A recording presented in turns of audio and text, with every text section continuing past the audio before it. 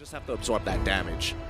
I agree. But RRQ HOSHI here, just to put a bit more emphasis into the Selena and Jawhead pick, they will never make Carl TZ, if he's ever gonna use the Cloud, they will never give him the idea that he is safe. There is always a chance that the Jawhead, Selena, is just waiting at a certain area, and they're gonna throw an arrow, they're gonna go for the ejector. And that's the thing, RRQ HOSHI, they don't really like this Jawhead pick as much. You don't really see him come out from them. But if it's necessary, they will just go for it. And with the Claude on the other side, this is the perfect pick for them into the early game. Honestly, like what you just added right there, let's talk about this lane pick as well. This gives not much safety net for that Claude, where every one of these members can just play ultra aggressive, dive straight to him, just catch him out, whether it's before or after the Blazing Duet is the best scenario to be able to catch him. It's a good foil. Yeah, and it's mobility and it's catch. Exactly, and now they're already eliminating all these difficult to deal with heroes such as the Khalid. R7, well, Khalid. Yeah, so where are they going with this? Oh no, here's the thing. From last game, I'm not sure if it was Khalid on the, R7 on the Khalid, but RRQ HOSHI, I think they understand that they have to lock down Few. Again, Lusty has already made it through, so they attack the next best thing, and they attack both Few and the gold lane. Although I still have hope that maybe, just maybe, BREN Esport can actually flex this and put the Claude in the gold lane. Potentially, yeah. If they need to. I think, you know, throwing Claude into the gold lane is definitely a shout here, and that's why RRQ is just banning out the 1-1, saying at the very least where you're gonna have to flex the Claude. Claude is something that we can see, that we can deal with, and you can't really change it. The 1-1 could be flexible later on, so don't want to deal with that whatsoever. Tamo's getting banned out by BREN. It looks like they want to push RRQ towards that Lapu Lapu. I think BREN is baiting out the Beleric right now for the side of RRQ HOSHI. Like, you have the Claude, you ban out 2 side laners. It feels like you're baiting out something here, but that is going to be the gold lane Harith. Will RRQ HOSHI give in? Because the Claude Beleric relationship is actually, you know, very complex. It's a love-hate relationship. I mean, to be fair, Lemon isn't playing, so they might not necessarily whip it out, but you don't really know. And I do like the Harith pick more so because you can flex him into that gold lane and in towards the mid lane as well, leaving that final pick to kind of predetermine, yeah, we could get the Lapu Lapu, we could still kind of spice things up and, you know, add in a Farsa if we really wanted to, or, you know, add in a bigger tank later on. Oh, yeah, 2 mages can still show up, 2 mages. Side lane, mage, and of course, mid for Few. Do note, I think it's very possible that a Harith can go into the XP lane as well. Yeah. What's scarier than an ultra-fast Zaman Force quick rotation? Like, that's the thing. I don't really see anything, or I don't really see any hero on the side of RRQ HOSHI that will pin people down in a certain area. Like, I don't think they need to. If anything, they're chasing. They're chasing. They're hyper aggressive here. They're playing with the Jawhead and as well as the Selena. Both of those predetermined that if you walk up, we will try to take advantage. But I think, you know, BREN, they've got some really good options here. We've seen the matchup time and time again between Selena into the Cho, where, you know, Cho can actually face tank a lot of these Abyssal arrows with a well-timed Shenpo, and then it's not that big of a deal. But coming in with that Sylvana, level 4 is going to be kind of interesting for both sides. I can't really tell who's going to win that level 4. Okay, but like RRQ, they're going to be locking in the Ruby. It gives them certain damage, it controls people, and they just want to hold them into place. And this is perfect for them. There's enough time for them to take people down. I mean, chasing down people, yes, that's true, but you still have to take into consideration the Zaman Force. Harith wants to be there. You know, Ling might be chasing them down, but I think Ling on the other side is just gonna go for the backline. I think that's their main idea here. Yeah, we've seen this sort of composition before from the side of BREN Esports. What I'm really surprised is that they honestly didn't bother about the Alice pick or the Sylvana, which easily could have been banned away, and they offer 1-1 instead, which kind of secures things for RRQ. Like, hey, if game 1 it went our way, we're gonna do it again. Yeah, I see where you're coming from here. And okay, so give or take, I think RRQ was prepared to lose the Sylvana, or arguably flex the chill. But I think it's time as we get into the game to figure out this conclusion as we move on into game 2. Please, Butters, Contra, as well as Leo, go for it. Cast this game. Give us some color. Here we go. BREN Sports versus RRQ HOSHI. If Butters was right, if the pacing for BREN Sports actually is beneficial, that they learn a little bit from game number 1, we'll see. This should be the litmus test for that. Now, Lusty leashing a bit for Carl Teasy. This is a quick purple. I think this just allows Carl Teasy to be able to move out a little faster, get that BMI, and get that extra little bit of damage and mobility. And then moving on, that's also the purple. Oh, no, orange first. Orange first here for Sin. Pretty interesting start as we are already seeing a little bit of contest going over on towards Little Wanderer. And okay, I guess we're going to be staring at them just having a chance of snatching it away. It makes a lot of sense to just go for the orange first for the Ling. Just because you want to be a bit faster than the Claude. Game number 2 here. I really do wonder how would they shut down Sin's side, because they only got Lusty, and if he uses Weight of the Dragon to catch either the Harif or even the likes of Finn, it's easier to burst down. But Sin, they gotta make sure that they catch him real fast. That's what Few is for. That's what Few is for. He is on the Sylvana, and I think he'll be a little more frugal when it comes to the Imperial Justice this time around, seeing how it didn't work out so well in game number 1. This gold lane matchup up top is also something interesting to note. Harith wins the early game compared to the Alice. Now Few spots one off. That's going to be Psycho right across the bush, and while the action isn't happening just yet, oh, nice arrow thrown out. Just misses by a hair. I just love it that BREN Esports took something from Todak's book and they just put the Sylvana as a support. Like, you can do that. You're not limited into just those high damage dealing heroes. You can scale people there as well. Now, with this Sylvana, they have the extra teamfight capability. Yeah, and speaking of which, there's going to be an arrow hitting on towards Few. It's just going to be having his health tickle a little bit. But Ribbo, as much as he can, actually move across the map way quicker than the Harif, but he's already down low. It's really hard for him to join in if they were to start the turtle from the side of RRQ HOSHI. And we're just waiting for perhaps these guys to be prepared to make that rotation. Yeah, between the two of them up top, Ribbo here and R7. Obviously, R7 has to telegraph when he's gone. But Ribbo, on the other hand, can rotate towards mid and then somehow help out if this turtle fight does break out. As you can see, it's Lusty just waiting here in that pixel bush. That's going to be Zaman Force already committed. So Ribbo can say, hey, no more Zaman Force. I think we can move on, try to do something. And after this orange buff, we can expect something big from Carl. Yeah, and it's already going on the recall, so he can directly walk straight in towards the turtle pit pretty much quickly. Now, a little bit of the contention for the golden crab, if you may call it. So, gonna be a lot of gold coming for the side of Sin.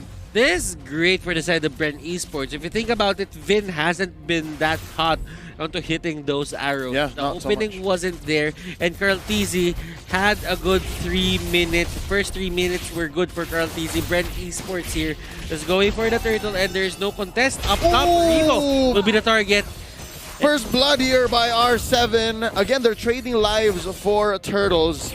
Ribbo taken out. That's going to be a huge move for Sin, the first kill of the game. Now, the gold gap isn't so big. This is how we saw it earlier on. And so far, the fact that Ribbo stayed in the lane, and that's 3 members of RRQ HOSHI that had to share the EXP and the gold up top, that's what led to this very, very small marginal gain on BREN Esports, but there's no conversion really. Yeah, and Calamity's life already in the hands of R7 after 1 kill in the back, but Psycho easily gets spotted out by Few with that sort of movement. Nothing much is going to be happening between the two of them, but of course, Psycho has a very big duty coming in towards those team fights, and he's got to catch out Kaltizi, but look at just the layers of things, and Kaltizi has already used the Blazing What. Calamity Reaper is something that R7 can just utilize, and if they ever want to pick fights right now, this might be the time that they should go for it. And the upper turret doesn't have any more energy shields, I think. It was chipped down a bit by R7 Yeah, here. all three of them. Yeah. And if ever they want to just go for this, Oh! their next objective. And Lusty here will be the first target for Vin that he hits. Oh, Swift as the coursing river, and well, it definitely did happen in the river, of course, and the rest of the members of RRQ, they're moving right in, trying to set things up against Ripple, but they catch him on towards view. Salmon Force being popped out as he tries to run away, and he survives. Now the rotations coming up from RRQ HOSHI, it seems like they're reading into BREN Esports' playbook. They know where the hell is BREN Esports gonna come from. Yeah, it's easy, and I think for now RRQ HOSHI will do that and try to make this goal gap a little smaller because Carl-TZ's not there yet. Carl-TZ's not there. Oh, Flap-TZ gonna be coming in. There's the ejector onto one. Turtle taken in by the Ling. That's Sin helping out. Lusty destroyed. That's Wiz King taking him in. Psycho, though, gonna get away from Flap-TZ. So far, it's a 1-for-none. Rebo looking low. He is gonna... Oh, the flicker in! The flicker in! All the damage from R7, ladies and gentlemen. They're all low, but they're getting the kills nonetheless. Psycho just acting as a barricade. Carl-TZ and Few can't do much. Wow, that was a total win. A wash for BREN Esports. They couldn't get anything. And conversion through the roof. A turret. You want a turret with that? Yes, sir. Yeah, quite a destruction that we've just witnessed over on towards the turtle side, and RRQ HOSHI has been able to also back a turret right down below. But I'm looking at the lack of responses coming in from BREN Esports side as well. But we saw an early usage of the Blazing Duet on towards those minions itself. I don't think it's relatively worth it. I think Carl-TZ just understands that he has to speed up the clear. True. He has to catch up, and they can see that the gold gap is growing. And if he's not joining fights, which I think they shouldn't, then yeah, Blazing Duet, by all means, pull the trigger. Now, I'm seeing BREN Esports having a hard time. Well, that's obvious. But still, we haven't seen Carl-TZ with the Blazing Duet. And it just seems to me that RRQ HOSHI are picking their fights well. They fight in a time where Carl-TZ has his Blazing Duet down. Yeah, again, it's just basic. The fundamentals now, nice catch. Imperial Justice on a Psycho, plus a Salmon Force by R7. A few shields gonna save him there. The Tempest of Blade. And Sin knocks out Carl-TZ. Oh, R7 barely survives. Flap-TZ pops him open. That's a double for Sin, though. Rebo gonna get away. Blood O keeping him alive, but how long Vin is still alive here. Flap-TZ, shot energy, is it enough for him to take on two? Oh, Wiz King and Vin. Here comes Sin with the orange buff. It's gonna hurt. Oh, I think they disengage. They know that Few can still deal a lot of damage. Definitely have to disengage right there. It's a 2-for-2 trade, and it's still working out for the side of BREN Esports. As at least they do have Flap-TZ here, and they are getting flanked from multiple directions. It's a killing spree coming in for Sin, and the next one to fall. It's gonna be Sin that gets cut out. I think it's pretty okay with this catch. Yeah, well, Few still the instinct to stay and know that I can out-sustain these members of RRQ HOSHI left. The spiral strangling keeps El Capitan alive enough to make sure that when Carl-TZ comes back, they can contest for this turtle. And ooh, look at this down bottom. Oh yeah. Gives them enough space, and Carl gets hit by the arrow. Oh, Damage output! That's gonna be Carl-TZ shut down. R7 takes the turtle. Zaman Force, there's enough shields in there to keep him alive. RRQ HOSHI shouting their lungs out. They know they won that all in. This is the things that a Selena can do. It can hit your jungler in the middle of two people, and that's how impactful the Selena is if done correctly. Oh, you just look at Wiz King and he does not even care how much you can put upon it, but Psycho is getting focused on, and they are already trying to get away to cut through the throats, and the Yuzong still gets away with that kill after expending that execute. Oh, that was a beautiful execute. Full range, I believe, because Flap-TZ clicked it as he was exiting. Now, if only this was a Festival of Blood. I think he made the call. That was a calculated decision prior to the game. He picks Killing Spree so that he lasts longer in these fights. I'm wondering if he's kicking himself right now saying, oh, I could have gotten stacks. I could have gotten stacks. Maybe he might just be. But at that point on, RRQ HOSHI could have just let BREN Esports go and try to go for another objective. But what do? They try to get as much kills as possible. Then Carl TZ here is gonna have more time to just get his farm. There's no pressure for him. Lusty gets an Athena shield. They are slowly scaling up to that point where RRQ HOSHI, they might not have an answer for this Claude anymore. Oh, here we go. Black Dragon form. Black Easy comes in. There's the Imperial, just catches one. R7 decimated. And now underneath the turret, this fight is going to continue. They're going to trade out Lusty. Taken out by Psycho. It's tank on tank violence. I still call it supportal combat. No. Oh, down bottom. Sin with the split push. Ladies and gentlemen, that's a worthy trade. That was way too sneaky coming from the side of RRQ. Yes, they did trade, and it's okay for R7 right there as they still managed to catch on towards Lusty. Mid lane. No, an ejector into the back. Tempest the Blaze keeping him down. They're still alive. Flap Easy, quite a few hits. Few able to help ideally survive, but only for so long because Flap Easy is gonna bite it right here. It's only Few and Rebo. Lusty gonna be trying to come back. That's good. Blood Ode into the back lines, and Vin is getting the brunt of this all. And right now it's Few, and he's Spyro Strangling once more, poking the front lines, and there's Zaman Force. Oh, you do best to disengage, and R7 gets one still. And these are the fights where you can see the split decision making coming on from these teams. Carl TZ goes back in, takes down Ling. Now when they saw that, someone just jumped on Carl, took him down. The threat assessment here for both teams are so on point. They turn instantaneously if ever a high priority target is in front of them. Yeah, as much...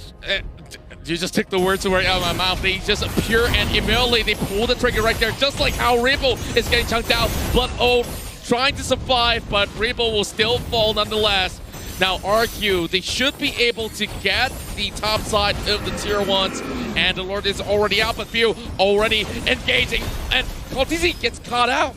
That's going to be the ejector into the Imperial Justice, resulting to not much. Tempest of Blades going to want to start a little bit more trouble in the purple buff. BREN Esports' jungle is a hot zone. That's going to be one for Few, one for Flap TZ. That's a double though. Sting shut down by the half dragon. Flap TZ here. He wants more. He smells blood. 2 for 2. I think that's as good as BREN Esports can get. Okay, so now that's a 2 for 2, but the advantage here for BREN Esports is they have the retribution. They can get the Lord, probably try to slow it up a bit, but Psycho and Whisking, they won't let that happen. They're gonna force the issue, and here comes Rebo. Psycho gonna be going back. Oh, Way of the Dragon. Lassie says, get away from here, and the Lord is secured by BREN Esports. Just one slight mishap coming from the side of RRQ HOSHI has opened things up, and it all led to this. When they saw Sin was already out, immediately they called for it, especially, you know, having no retribution on the side of RRQ. And by the time Rebo come, RRQ says, okay, this is definitely not going to be our Lord. And oh boy, this might just be the biggest comeback coming towards game 2. Butters, I have a question for you. 3 towers on RRQ HOSHI, but BREN Esports got the Lord. Who won the trade? Definitely BREN Esports, because they are the ones who's gonna stall the game a bit. Now, this is a Luminous Lord. This is something RRQ HOSHI needs to send 2 to 3 people for. At least.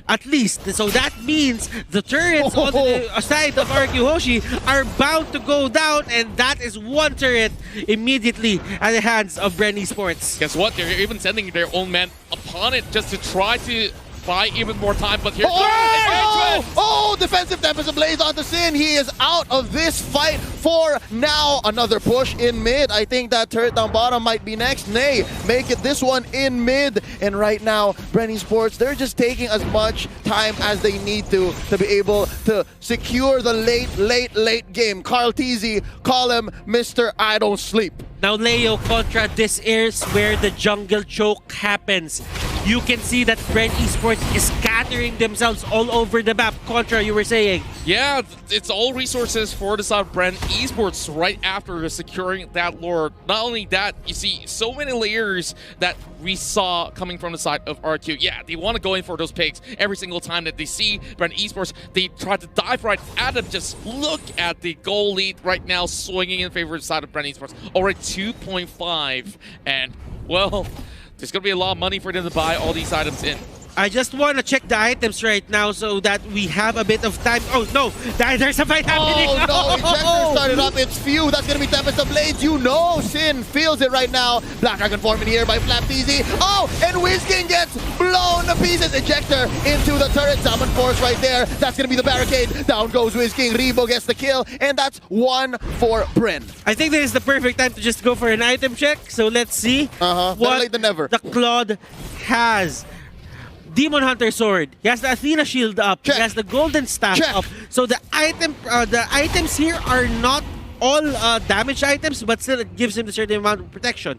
For Flap, it's going to be a Cursed Helmet, a Queen's Wings, and a Bloodlust Axe, plus an Oracle, extra tankiness. Rebo here is almost at item lock. Ooh. So we can expect a lot from him in the coming fights.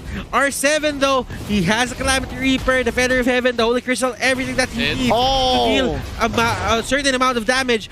But Sin with the Queen's Wings, that might help them in the coming fights. Oh, hopefully it does, because Psycho's going right in with an unstoppable force already, but he is getting taken down immediately.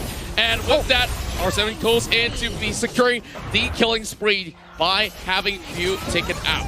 Nice for RRQ. I like that RRQ is trading out effectively, and they defended that inhibitor turret relatively well. Could have been cleaner since Psycho had to go down just the same. But there is one thing that's alarming me. One thing that says, oh, RRQ, HOSHI, I think they know that they're on the ropes, is because almost all Tempest of Blades in the past 2 or 3 team fights have been defensive. Right now, they want to pick this. Sin, another defensive Tempest of Blades going to be going back. And Flapteezy and Rebo are here. They're dealing the damage. They're raining it down. That's going to be Ling taken down. Another looking for it. Oh, waiting, come back. That's R7 now. And from the back, it's WizKing. 3-4-0. BREN Esports can go ahead and take this Free Lord second to the game. And from here, another penetration. You can really see that easy connection.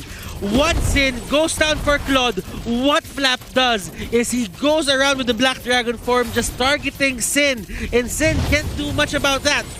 Yeah, they went in a little bit too early, if you ask me, because they went in for that engagement by the corners of the jungle, and there's nothing much to get out of it. They loosen in the process. This is just history repeating itself. Ooh. And second Luminous Lord for the side of BREN Esports. I think they have got this game pretty much sealed. Yep, Divine Glaive going over to R7, but check it out, Flapteezy just got his Sea Halberd now. Middle lane pushed in, Lord isn't even on the map just yet. Now, we have come from just building casual Deadly Blades into actually turning it into a full-on Sea Halberd, and that is just impressive. That just shows how much Flapteezy wants to really stop the regeneration and finish fights when they started, because I believe the next 1 or 2 team fights, if it even extends to that, could be the last. Yeah, and looking at R7, they don't really have as much deaths. WizKing as well, so you really just have to stop them on their tracks. If they can stall out the game, make an important pickoff, make an important play, then that might be something that BREN Esports can lose from. Yeah, speaking of losing stuff, they already lost the top side of the turret, and you can definitely see that Finn is absolutely caught out. That's not where he needs to be at, but the Lord is already escorted, and Lusty is hunting for those kills. BREN Esports will definitely get this equalizer right here for the Philippines.